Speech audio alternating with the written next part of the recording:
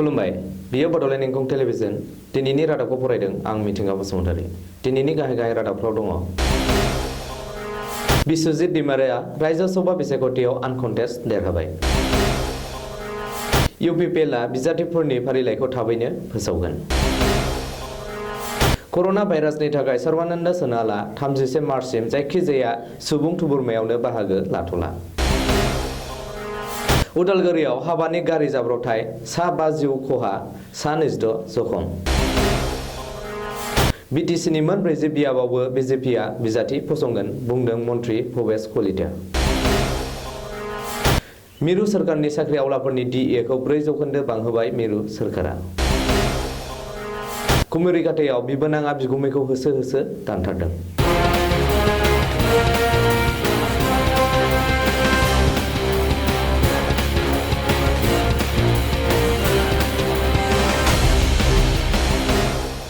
दानिया आबुं रादाब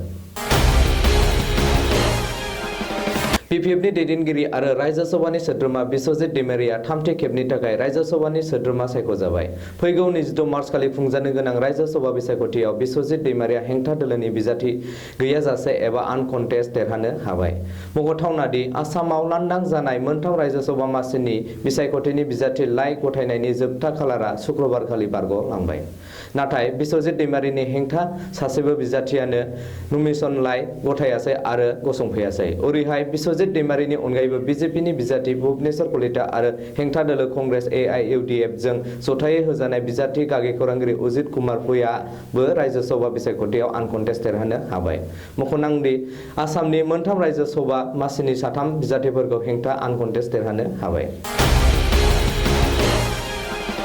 फैबाय थानाय बिटिसि बिसायख'थिनि थाखाय इउपिपिएल दोलोआबो जोबोर थाबैनो बिजाथिफोरनि फारिलाइखौ फोसावगोन बिसायख'थिनि थाखाय गासैबो बिथिङाव थियारि जाखाबाय Kokrajhar music and fine arts कलेजाव प्रमद बर'खौ बरायनाय हाबाफारियाव बाहागो लानानै खौरांगिरिफोरनि सिगाङाव बे बाथ्राखौ बुंदों इउपिपिएलनि आफादगिरि प्रमद बर'आ बिजाथिफोरनि फारिलाइखौ जोबोर थाबैनो एबा दिनै गाबोननि गेजेरावनो फोसावनायनि इसाराखौबो प्रमद बर'आ होदों बेनि अनगायैबो जानो गोनां बिटिसि बिसायख'थिखौ गाहामैनो बानजायनो थाखाय प्रमद बर'आ रायजो सोरखार पुलिस बिफान आरो बिसायख'थि आय'गखौबो खावलायदों बे बाराव इउपिपिएलआनो सोरखार दागोन इउपिपिएल सोरखारा रायजोनिनो सोरखार बेनिखायनो बे खेबाव EM GM चिफ डिपुटि चिफनि दादागिरिया सोलिनाय नङा होननानैबो बुंदों प्रमद बर'आ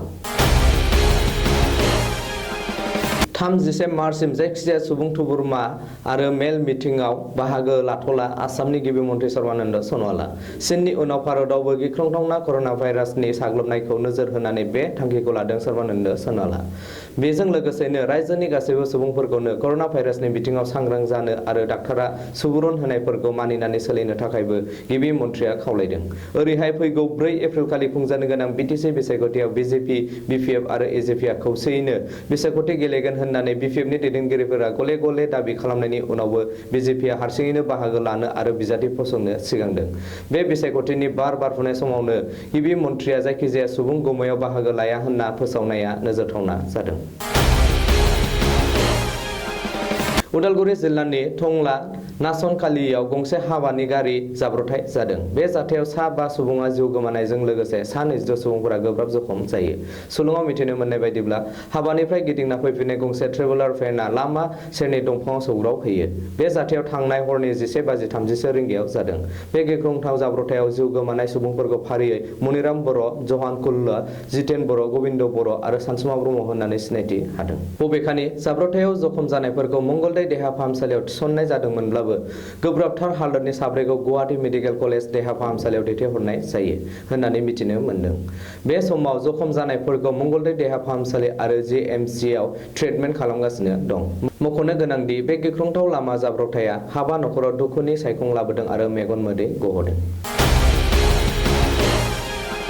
फैगौ 4 एप्रिल खालि खुंजानो गोनां बिटिसि बिसायख'थियाव बिजेपिआ BPFजों एलायन्स खालामालाबा हारसिङैनो बाहागो लागोन आरो बिटिसिनि गासैबो मोन 40 बियाबावनो बिजाथि फसंगोन मोनसे खौरांगिरि मेल खुंनानै बे बाथ्राखौ बुंदों बिजेपिनि दैदेनगिरि आरो मन्त्रि भबेश कलिताया भबेश कलिताया बुंदों दि बिटिसि बिसायख'थियाव बाहागो लागोन बिजेपिनि बिजाथिफोरखौ 16 मार्च खालि फोसावगोन बबेखानि बिटिसि बिसायख'थियाव बिजेपिआ खमैबो मोन 21 मासि देरहानानै बिटिसिआव सोरखार दागोन होननानैबो दाबि दैखांदों मन्त्रि भबेश कलिताया मिरु सोरखारनि साख्रि आवलाफोरनि थाखाय मोजां खौरां लाबोदों मिरु सोरखारा। मिरु सोरखारनि गासैबो साख्रि आवलाफोरनि DA खौ आरोबाव 4% बांहोनो थांखि लादों नरेन्द्र मोदी दैदेननाय मिरु केबिनेटआव।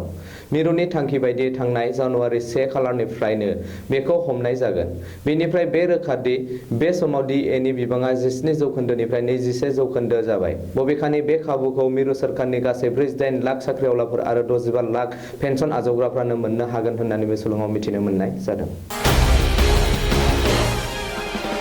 बाक्सा जिल्लानि सिङाव थानाय कुमरिघाटा आंगारखाटायाव प्रकाश मण्डल 25 बोसोर मुंनि सासे सुबुंखौ गावनि बिबोनाङा होसो होसो सिखाजों दानथारनाय जाथाया ओनसोलाव दुंहाव थासारि सोमजिहोदों।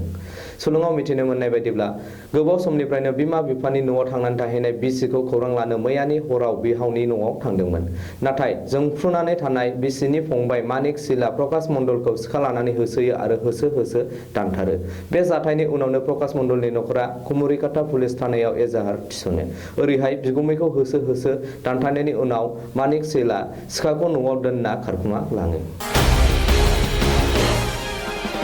दिनैनि रादाबा एसेनोसै। गोजोन्थों।